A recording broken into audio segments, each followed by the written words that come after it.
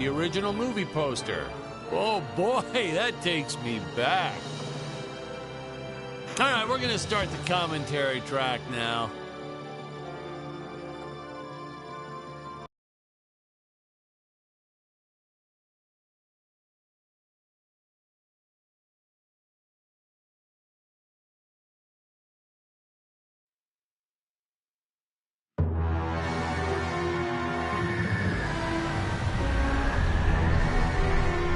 Hello, Dan Smith here. I directed this film back in, well, it feels like a century ago. Yeah. The studio asked me to provide a commentary track for the DVD release. And wham! Straight into the action. No fluff or anything. That's what we did back then. Crash-landed ship. Out pops our hero, the fearless Dick Starspeed.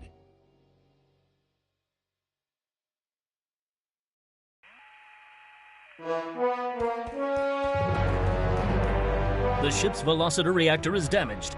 I believe that I am stranded on an alien planet. Played, of course, by actor Jonathan Digby. Went on to some minor roles after this. Such a shame. I thought from day one this guy's got leading man written all over his face. I'm often asked why Dick breaks these boxes. He actually ad-libbed it. I told Jonathan, always keep things exciting.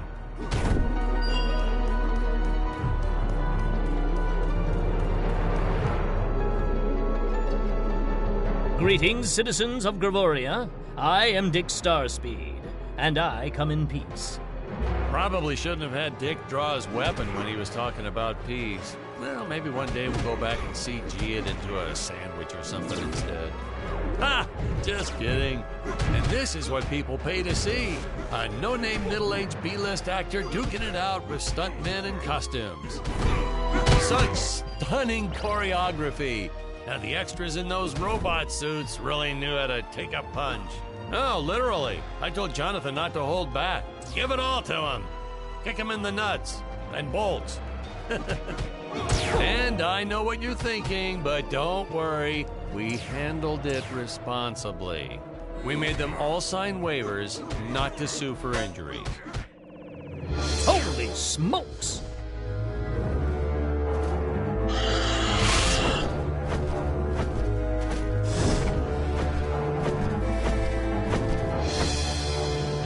If I land squarely on that grain silo, I should survive this fall unscathed.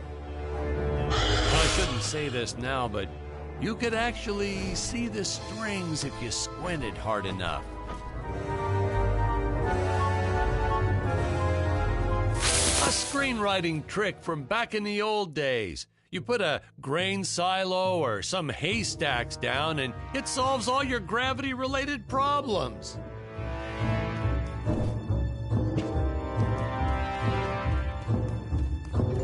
It appears some of my equipment was lost when my ship was shot down. But what luck!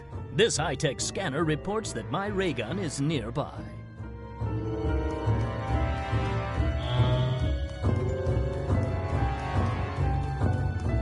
Oh, the dinosaurs! You just don't see quality stop motion like this anymore, do you? Someone actually sat there and moved them, frame by frame. Today, it'd be done with computers, but where's the artistry in that?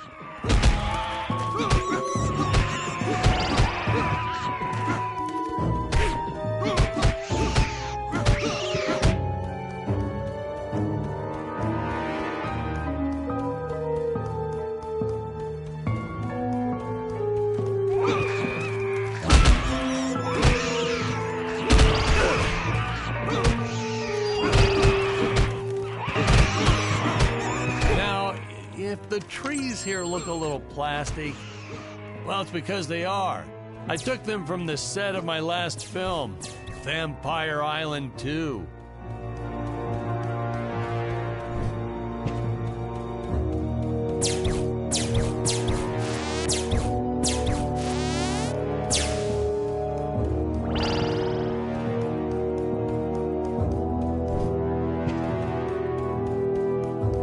our fair share of nasty letters from scientists complaining about our portrayal of the dinosaurs. Was news to me. Apparently, these stegosauruses weren't meat eaters. Must have preferred shellfish or something. How do they know? That's what I say.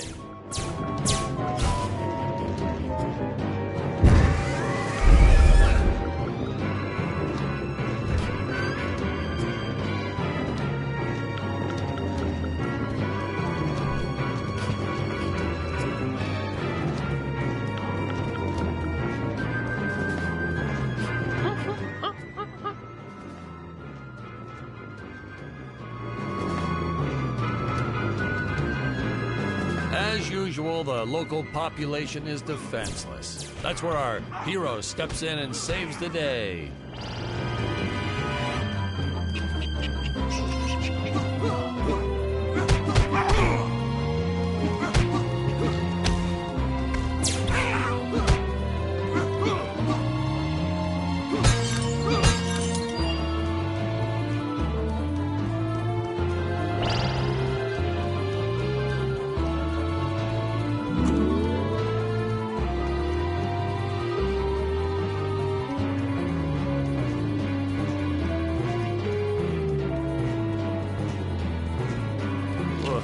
We put Jonathan through a lot shooting this film. He wasn't the best actor, especially when reacting to getting hit. He's what you call a flincher. So I told the stuntman to really just go to town on him.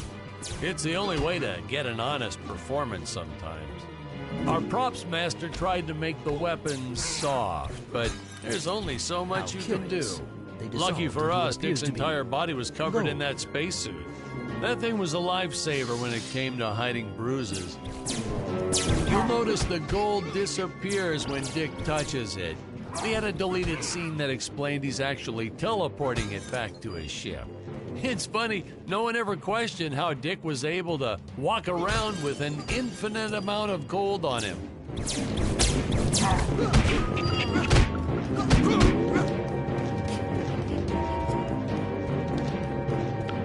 We had to redo these shots. Our first attempt was kind of a disaster. We tried using real apes, thought it'd cut down on the costume budget a bit. But have you ever tried working with apes? They are the worst actors ever. They don't sit still for a moment, and the second you take your eyes off of them, they're flinging their feces all over the place. Jonathan refused to work with him after he got well, let's just say that he had to take more than a couple of showers one day. You know, you never forget the smell of monkey poo. We steam cleaned the studio top to bottom. Still never got rid of it entirely. All through the rest of the shot, we kept finding those little surprises hiding inside various props. Boy, were those the days.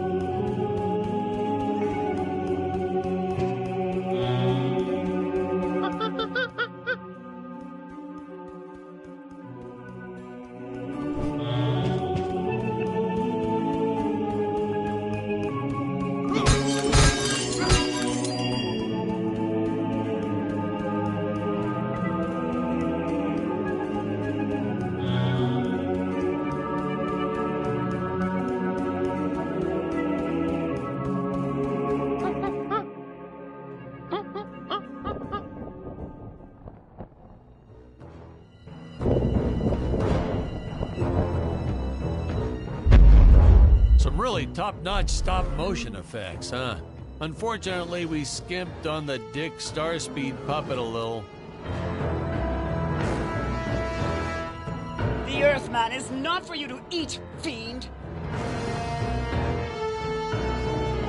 A Oh, this was groundbreaking. We had the woman rescuing the man for once.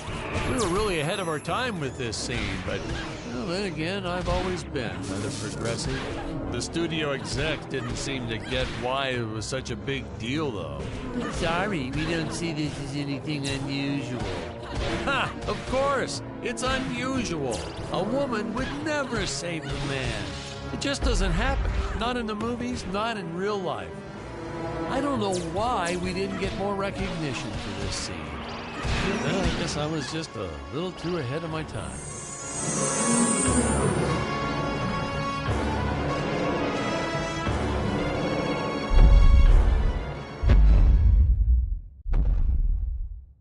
Thank you for saving me, strange woman. What is your name? I am the magnificent Scarlet Nova.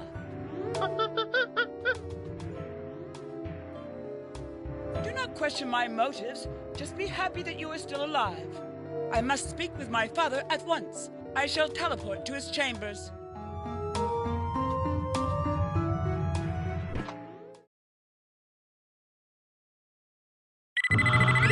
Huh?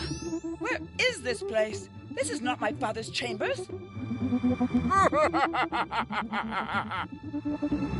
You have disobeyed me for the final time, Scarlet. Enjoy an eternity in the Tower of Eternal Solitude. For all eternity! Ha! The old fool did not notice I am wearing my jetpack.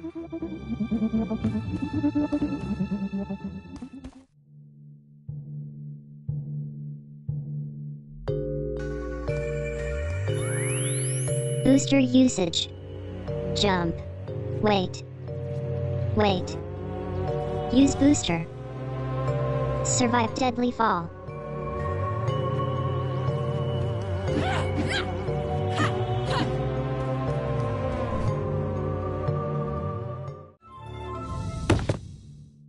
Hey, now what's going on?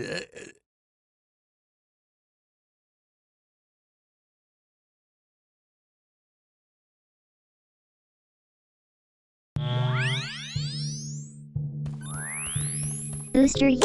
Jump. Wait. Use booster. Survive deadly fall.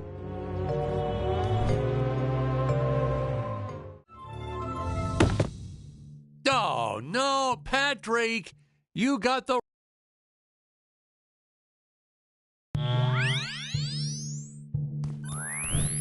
Booster. Wait.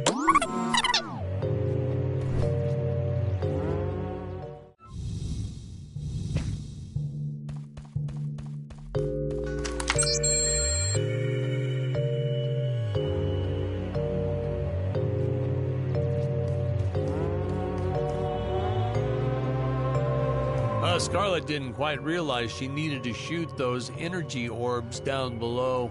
Keep in mind, Stacy was doing this on a soundstage, okay?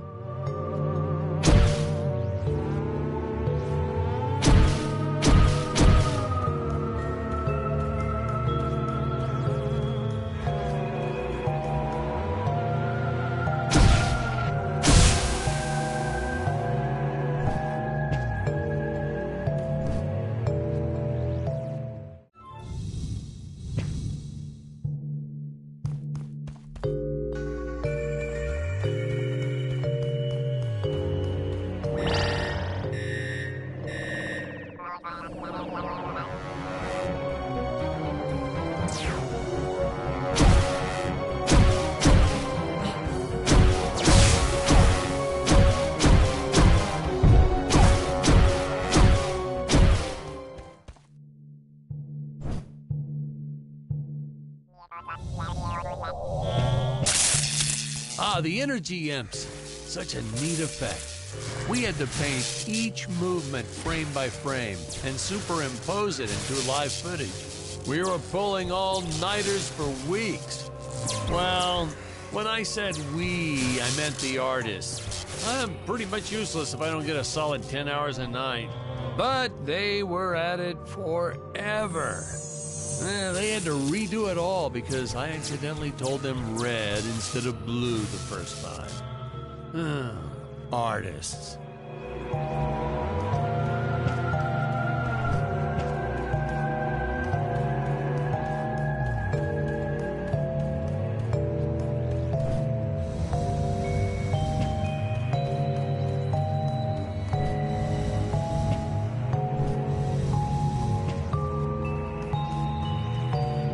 Curses! My father revoked my access to the teleport terminals. I shall only be able to utilize the ones I activate manually.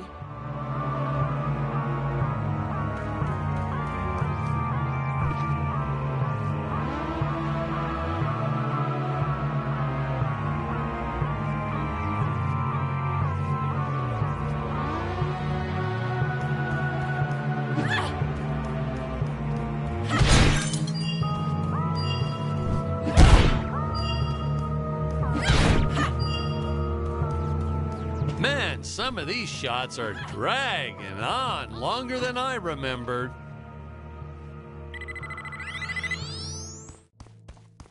Ah, I knew you would return. Puny Earthman, you shall help me overthrow the Emperor. Why would you turn against your own father? How do I know I can trust you? Oh, this scene. This is practically Shakespeare in outer space. Just as the entire planet does. And, huh? Patrick, what's wrong with the video? Sorry, sir. Technical problems. Darn it, we're missing some really good writing here. There. Sorry about that. Well, we just passed right by her big scene. Basically, they agree to work together, but one must stay behind in the sleep chamber at all times. Should I rewind? Never mind. I'll continue from here.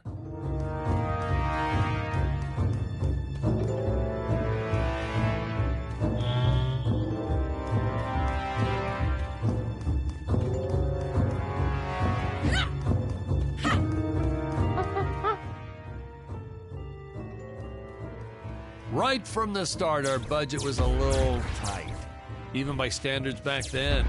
To make do, Tony shot a couple scenes in black and white. Originally, he intended to use it for flashbacks. But then I had to break it to him. Our film doesn't have flashbacks. We almost made it a silent film just to cut costs.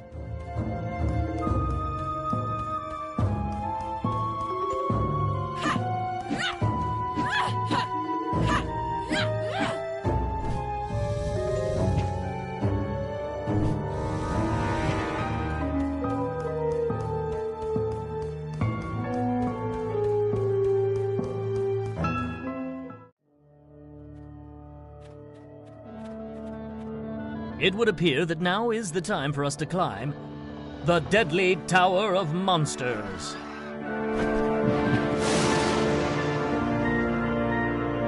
Good screenwriting 101. Always announce the title within the film itself. How else are you going to let the audience know your heroes really mean business? Now, that weapon, it's just an electric shaver, but you know, I bet you'd never guess it was, would you? They look so futuristic.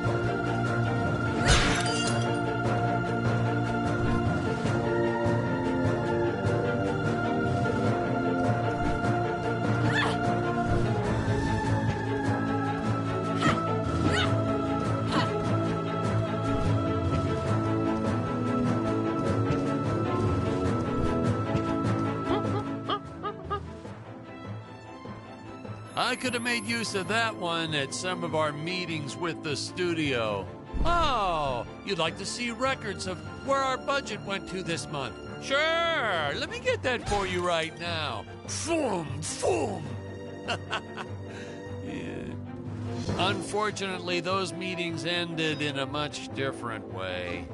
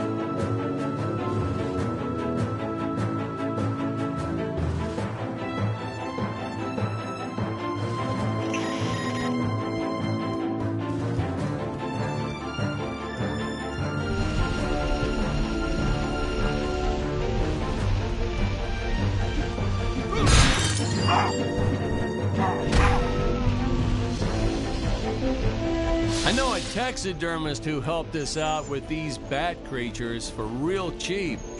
And he's not good. He's kind of sloppy if you want to know the truth.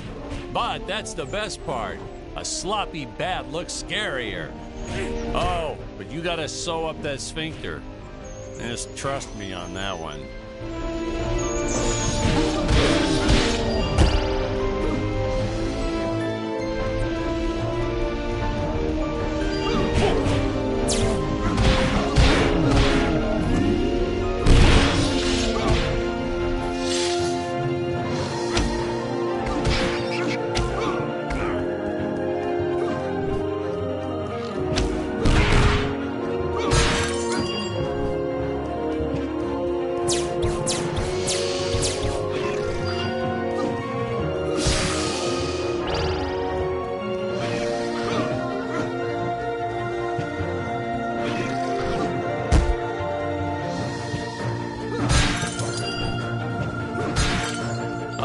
The squids. Some board member had these nephews who really wanted to be in the films. They made me cast them as squids. Whatever happened to artistic integrity? If you're going to cast a role not on merit, at least let it be a hot female role.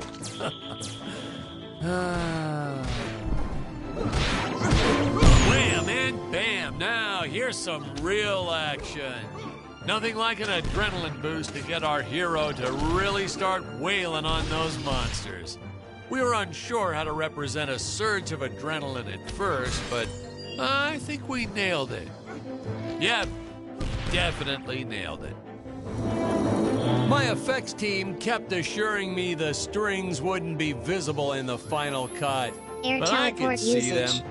No, Jump. no transparent While in the nylon. air, This use stuff teleport. will do the trick. Quickly return to upper Yeah, floor. right. I swear, those darn strings is what made my hair go white.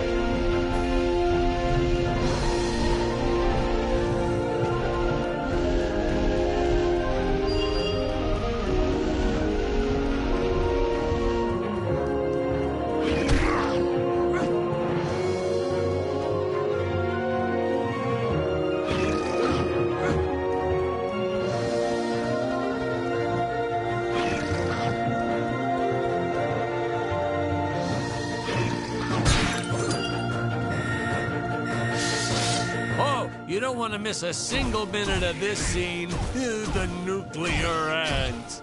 Hey, we need to remind the audience our heroes are climbing a tower, so I needed something that would stick to walls. Originally, we had these web-footed what-have-yous. Not very scary. And then I left some cake out in my trailer, and it was crawling with ants in the morning. And that's when it hit me.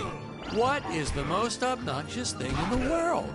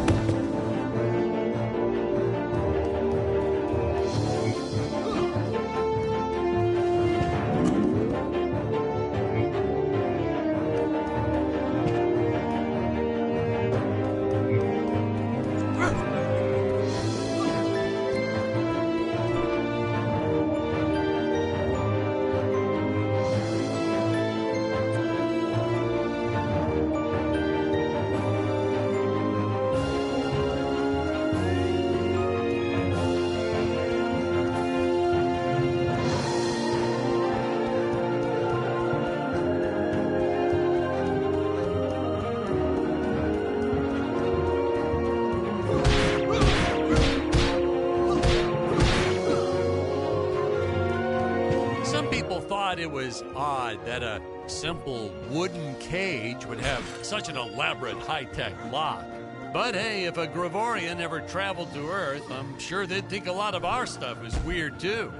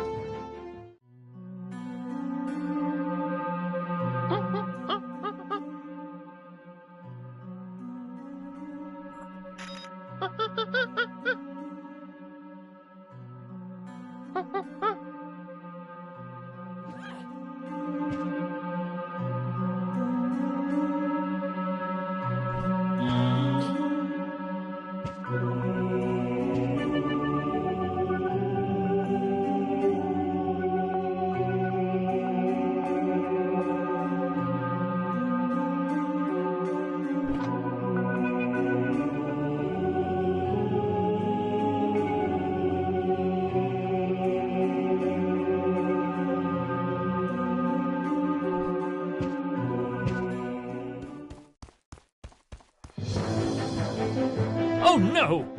This head belonged to my co-pilot robot. He was the most loyal companion in the galaxy. Dick. Malfunction. Dick. Malfunction. These Gravorians will pay dearly for this, my friend. Now, what's a space adventure film without a trusty robot sidekick, huh? Am I right? In the original draft, we had Dick and Scarlet team up with an alien from the planet's surface. You know the type, pointy ears, wise and emotionless. But then we came to our senses and realized that a giant tin can robot's way cooler. Besides, everybody was doing the alien thing back then. You know me, I'd rather be a trailblazer.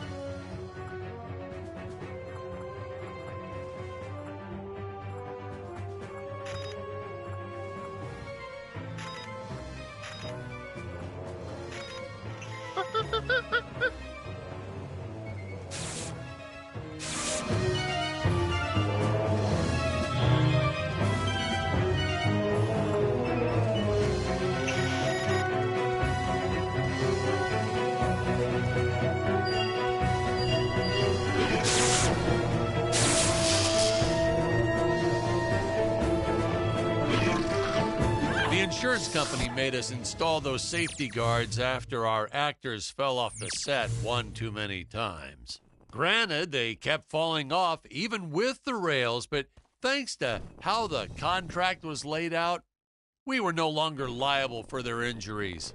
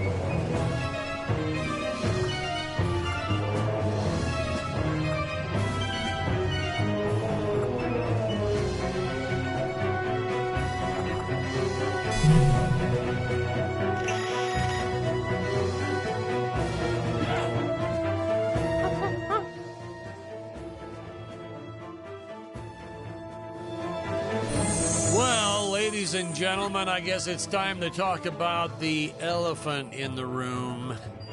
Why on earth does this crazy film have title cards on screen when people are talking? You're thinking that, aren't you? I know you are. I would be too.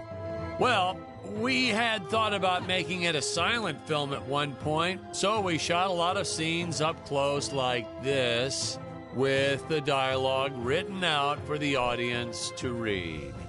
Well, when we swapped over to making a talkie, well, we just decided to keep on going rather than reshooting all those scenes.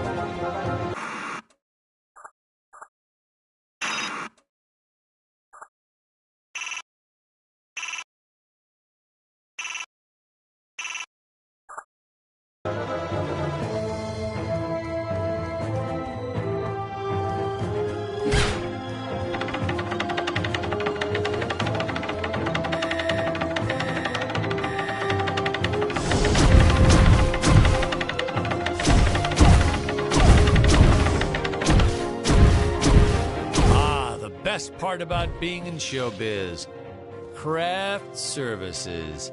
It's like never-ending supply of free food all day long. I never had to pay for a single meal. Hey Patrick, I notice you guys don't do that here in your studio. You should talk to your boss. Maybe even just a bagel station.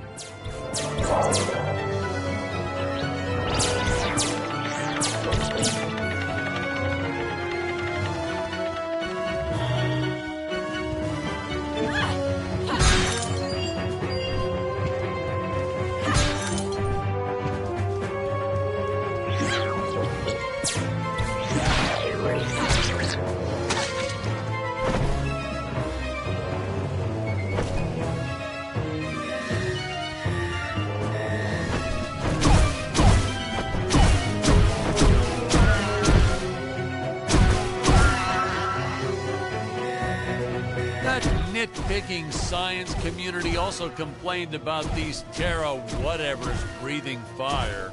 Like there's fossil evidence of dinosaurs not ever shooting fireballs. It's not like I gave them neck frills or had them spit poison or anything ridiculous like that.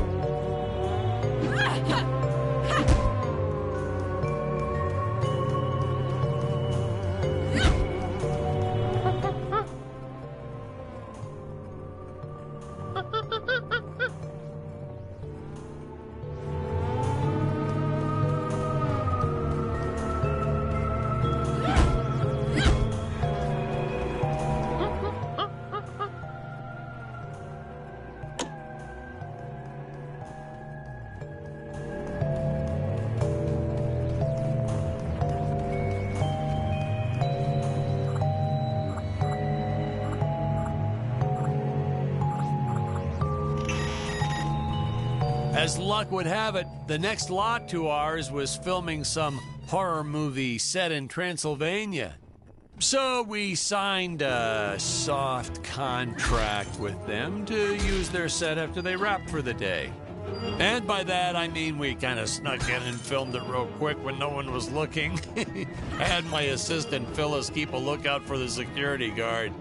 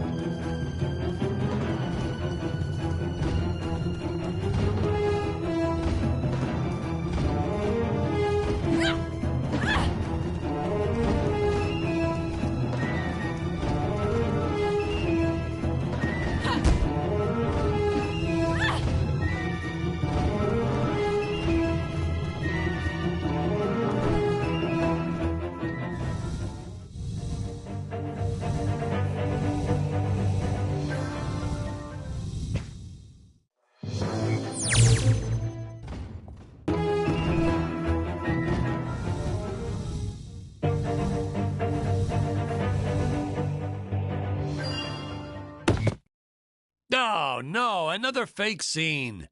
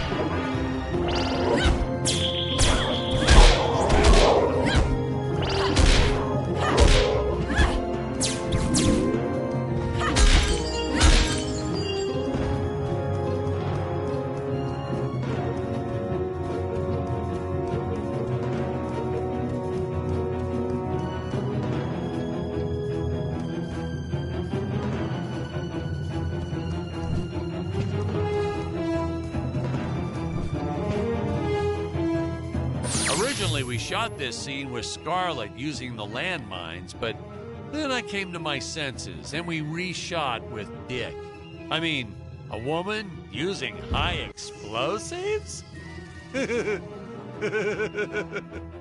This may be a science fiction, but we have to keep things at least somewhat believable.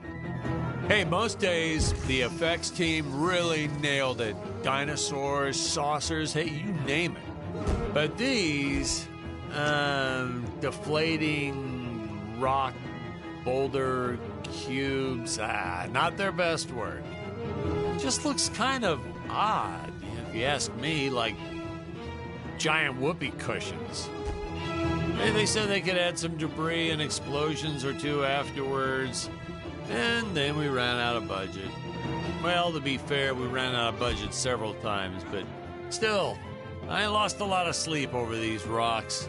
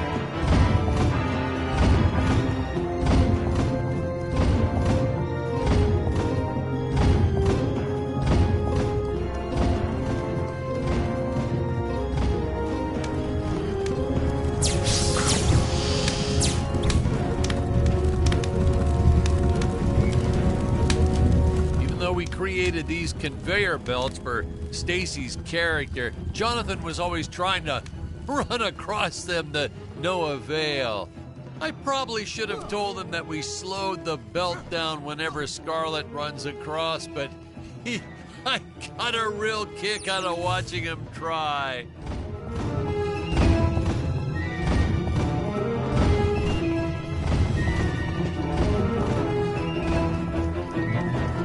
We first tried this one with regular logs. Well, that was disastrous.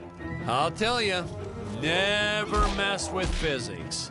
It was kind of, well, to be frank, it started out nice, but then, well, it was a death trap. Just plain and simple, it was a death trap. Poor kid holding the boom almost broke his leg. Guess he played basketball in college or something, because he leaped right at the last second. Whew! Crisis averted. My props guy wanted to swap them with some spongy material for safety, but I had a better idea. Let's set the logs on fire. Then the crew will be sure to be safe dealing with them.